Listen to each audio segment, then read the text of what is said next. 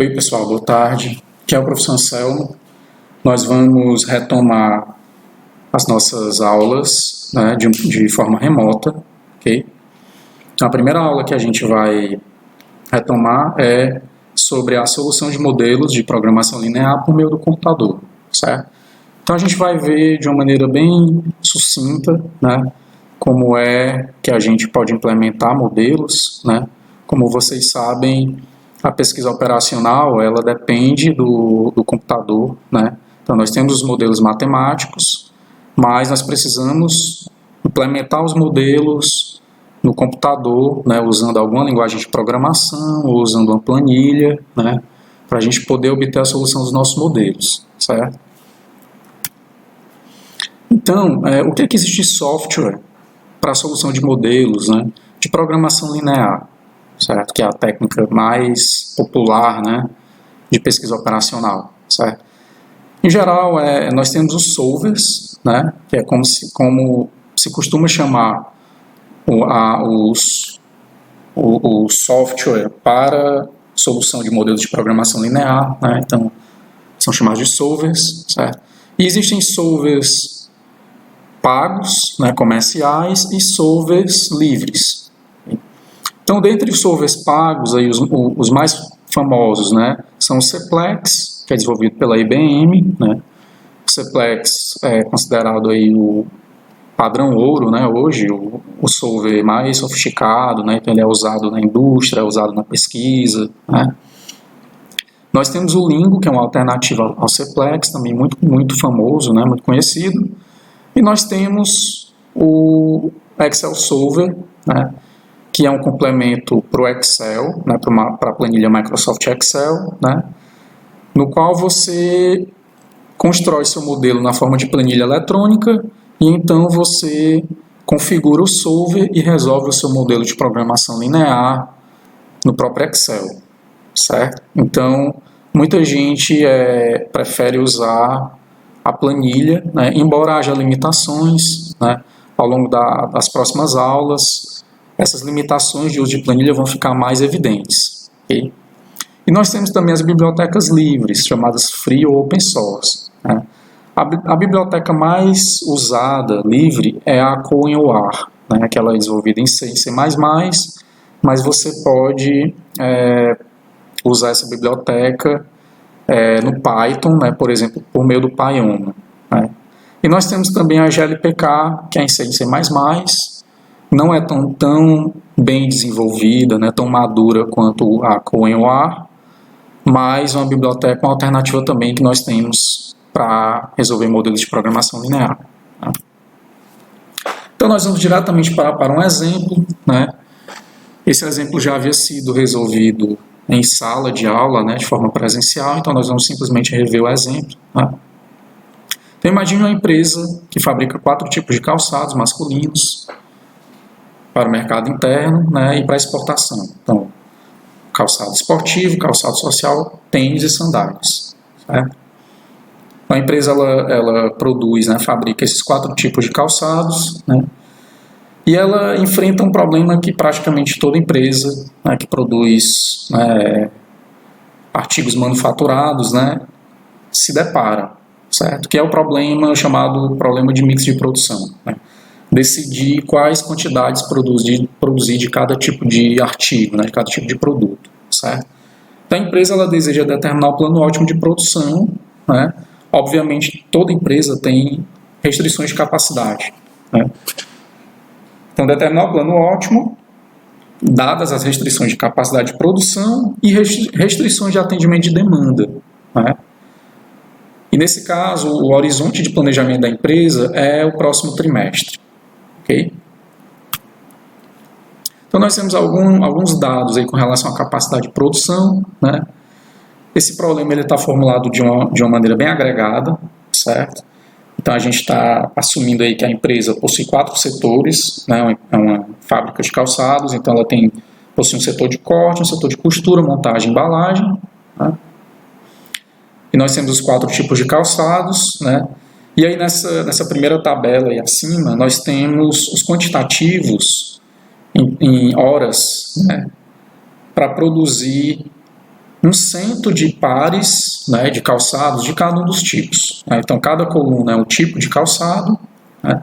Cada linha corresponde a um setor produtivo, né, da empresa. Né?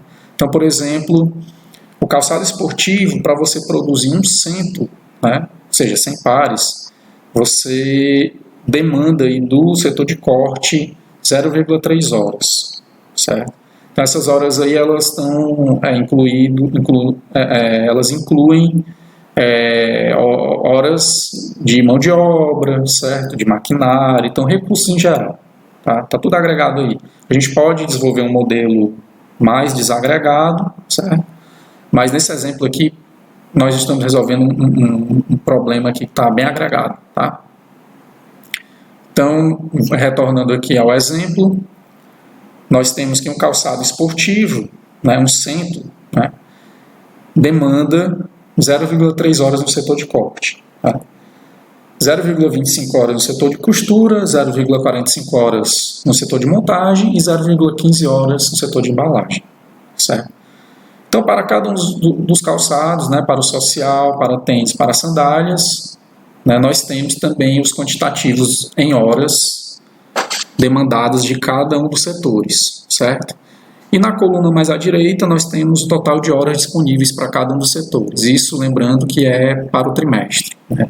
Então, cada setor aí produtivo possui 1.000 horas disponíveis. Tá bom? Na tabela abaixo, nós temos a demanda por cada um dos tipos de calçado. Né? Essa demanda é uma demanda prevista, certo? Ou também pode ser uma demanda contratada. A empresa ela já pode ter contratado previamente essa demanda, certo? Então, ela já conta com essa demanda certa. Né?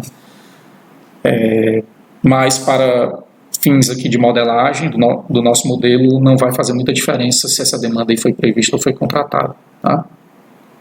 Então, nós temos aí a demanda de calçado esportivo, né, em centos. Né? Então, nós temos 800 pares, né, centos de pares, né, de calçado esportivo, 750 social, 600 de tênis e 500 de sandálias. Né?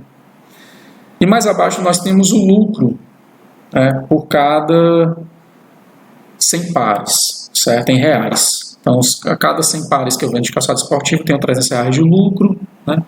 Social 400, tênis 200 e sandália 150. Tá? Então, esses são os dados do nosso problema. Okay? Então, nós vamos, em seguida, nós vamos formular o nosso modelo de programação linear. Então, como vocês sabem, modelos de programação matemática em geral possuem no mínimo três grandes componentes, né? A gente pode chamar de componentes, que nós precisamos identificar para construir o nosso modelo. Né? São as variáveis de decisão, a função objetivo e as restrições. Tá? No nosso caso, né, desse problema de mix de produção, quais são as variáveis de decisão? Né? Nós temos 4 variáveis de decisão, x1, x2, x3 e x4, né, em que cada uma corresponde à quantidade produzida, né, a quantidade a ser produzida de cada tipo de calçado. Né? Então, x1 é a quantidade a ser produzida de calçado esportivo, né, x2 calçado social, x3 calçado tênis e x4 sandálias. Tá? Nós vamos assumir que essas variáveis são contínuas, certo? Então, assumir valores aí no conjunto dos números reais não negativos, tá? Que eu não posso produzir um número negativo de calçados, né? Pelo menos não faz sentido, né, no nosso problema. Né? Então, nós vamos limitar as variáveis aos reais não negativos. Né? Professor, eu posso assumir essas variáveis como valores inteiros, né? 0, 1, 2, 3, 4, né? Inteiros não negativos? Você pode, tá? Mas a matemática muda um pouco. Tá? O algoritmo de solução vai mudar, certo? Então, a gente vai ver mais à frente, né, em aulas posteriores, como nós fazemos tanto para modelar como para resolver problemas com variáveis inteiras, certo? Então, por enquanto, nós vamos fazer uma simplificação, que é assumir que essas quantidades são contínuas, certo? Podem ser fracionárias, né? Ok? Então, na prática, muitas vezes a gente pode simplesmente arredondar para um inteiro mais próximo, né? Nem sempre vai dar certo, porque a gente pode acabar gerando uma solução inviável, tá? Mas, em geral, a gente acaba produzindo uma solução viável, tá? A nossa função objetivo seria o quê? O lucro total, né? Que a empresa deseja determinadas quantidades de forma a maximizar o lucro total, que a gente está chamando aí de Z. Certo? Então, em seguida, nós temos aí já o modelo completo. Okay? O modelo, nós temos aí a primeira expressão, né? É a maximização da função objetivo. Né? Então, nós temos os lucros, né? Multiplicados pelas quantidades a serem produzidas. Né? Então, se eu produzir X1 centos de pares de calçado social, né? Eu vou ter 300x1 de lucro total pela produção e venda desses calçados, né? 400x2 seria o lucro associado ao calçado esportivo, 200x3 tênis e 150x4 o lucro total correspondente a sandálias. Né?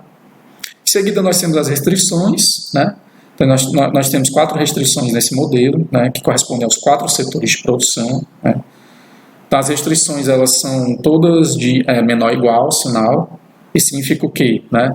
Então, o lado esquerdo de cada restrição é o somatório da quantidade total de horas que eu vou consumir naquele setor respectivo, né?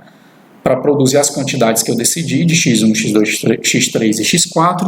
E essa quantidade de horas totais, ela não pode exceder a disponibilidade de horas no setor, certo? Como cada setor, né, cada um dos 4 setores tem uma disponibilidade de 1000 horas, nós temos então que todas as 4 restrições, né, são menor ou igual, certo? Então, a quantidade total de horas em cada setor deve ser menor ou igual a 1000, né? E, finalmente, mais abaixo, nós temos as restrições de demanda. Tá?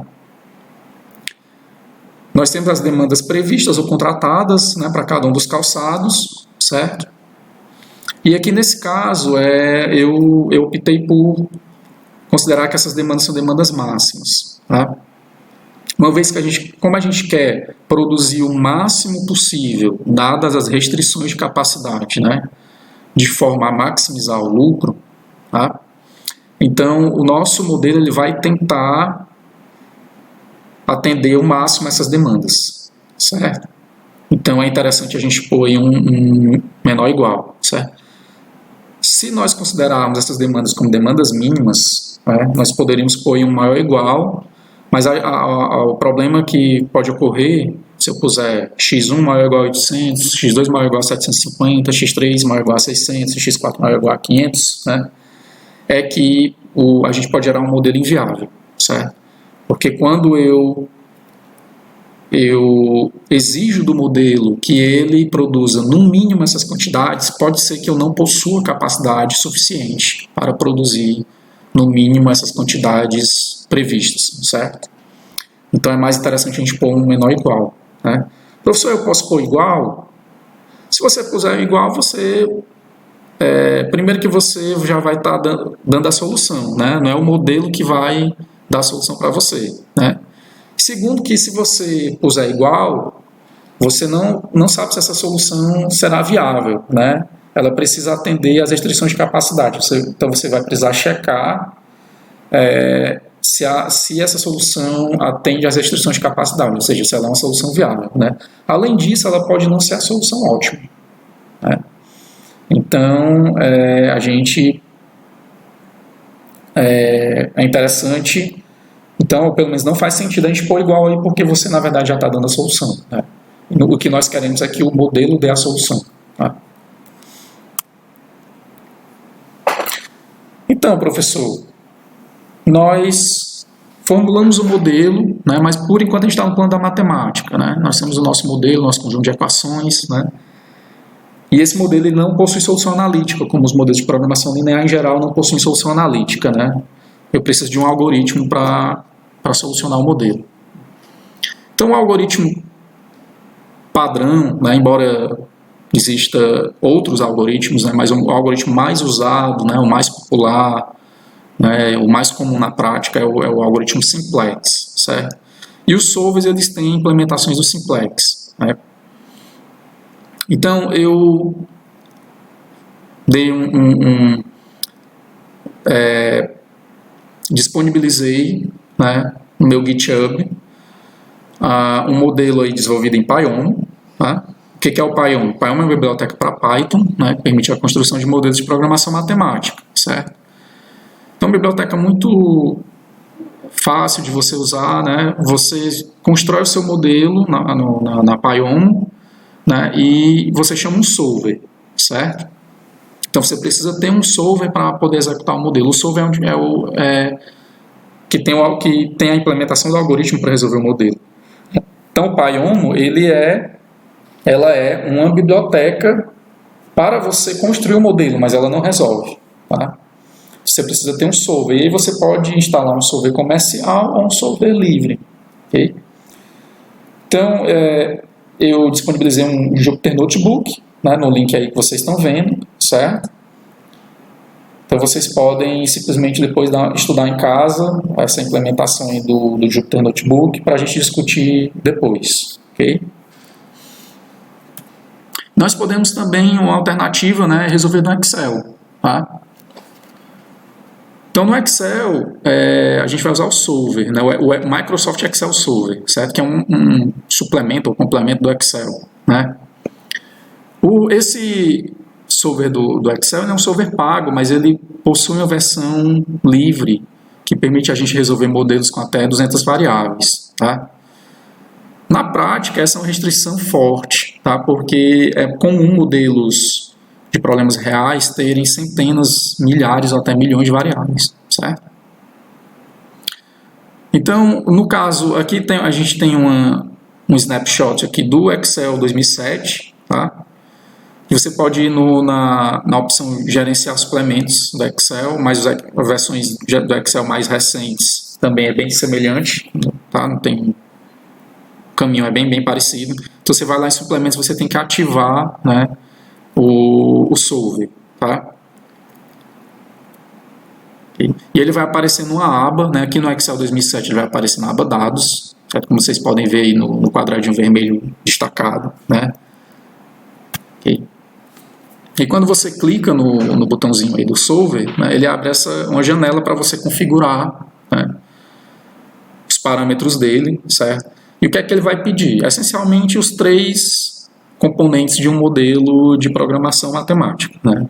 Ele vai pedir para você indicar em qual célula da planilha você pôs a sua função objetivo, né? Quais células correspondem às variáveis de decisão e quais células correspondem às restrições. Okay? Aqui nós temos um modelo já completo, certo? Então as células verdes são células que estão aí destacadas, né? Elas foram reservadas e representam as variáveis de decisão, certo? Que são as quantidades de cada um dos 4 tipos de calçado. Okay? Mais abaixo nós temos uma tabela, né, em que nós temos os dados referentes às restrições de capacidade de cada um dos 4 setores, e essa coluna horas utilizadas, né, em que nós temos 4 células aí em amarelo, você vai pôr as fórmulas das restrições, certo? E mais à direita e abaixo, nós temos essa célula amarela que tem escrito aí lucro total, é onde você vai pôr a fórmula do lucro, certo? Então você vai computar aí uma formulazinha do lucro, né, da sua função objetivo, e vai pôr aí nessa célula, tá? Então depois que você montou sua planilha, você vai configurar o solver, certo? Então você vai chamar o solver e aí vai justamente indicar em quais células estão a sua função objetivo, as células variáveis, que são as células que você reservou para representar as variáveis de decisão, e as restrições, certo? Em quais células estão as restrições. Você precisa indicar aí qual é a direção de otimização, né? No caso a gente quer maximizar, mas você poderia também minimizar, não nesse exemplo, né? Mas, como a gente quer maximizar lucro, né, você vai dizer que sua direção de otimização é maximização. Tá? Depois que você configurou o solver, você vai clicar lá no botão resolver, e o que é que ele vai fazer? Né?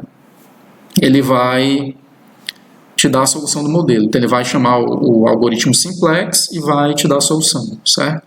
Um detalhezinho aí que eu acabei pulando, né, esquecendo de comentar, é que em algumas versões aí do solver, é importante você ir lá nas opções e você marcar a opção presumir modelo linear e presumir não negativos, certo?